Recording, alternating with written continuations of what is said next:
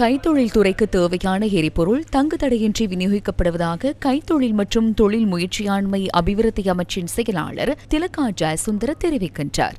அரசாங்க தகவல் திணைக்களத்தில் இன்று காலை நடைபெற்ற ஊடக சந்திப்பின் போது அவர் இதனை கூறினார். இதுவரை 2846 கைத்தொழில் நிறுவன உரிமையாளர்கள் தமது எரிபொருள் தேவைகள் தொடர்பில் கைத்தொழில் அமைச்சுக்கு அறிவித்துள்ளனர். அவர்களின் கோரிக்கைகள் சமர்ப்பிக்கப்பட்டுள்ளன.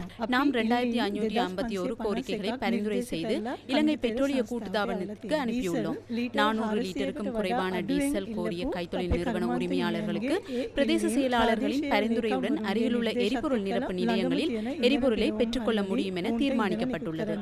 400 தொடக்கம் 600 லிட்டர் வரை கோரியுள்ள கைத்தொழில் நிறுவன உரிமையாளர்கள் தமக்கு அருகிலுள்ள இலங்கை போக்குவரத்து சபை டிப்போக்கள் அல்லது எரிபொருள் நிரப்பு நிலையங்களூடாக எரிபொருளை பெற்றுக் கொள்ளுமாறு அறிவுறுத்தப்பட்டுள்ளனர். ஒருவேளை அருகில் போக்குவரத்து சபை டிப்போக்கள் இல்லாவிட்டால் இலங்கை பெட்ரோலிய கூட்டுத்தாபன நிலையங்களூடாக விநியோகிக்குமாறு பணிப்புரை விடுக்கப்பட்டுள்ளது. 6600 லிட்டருக்கும் அதிகமான டீசல் தேவையுடைய கைத்தொழில்களுக்கு இலங்கை பெட்ரோலிய கூட்டுத்தாபனம் நேரடியாக விநியோகத்தை மேற்கொண்டு வருகின்றது.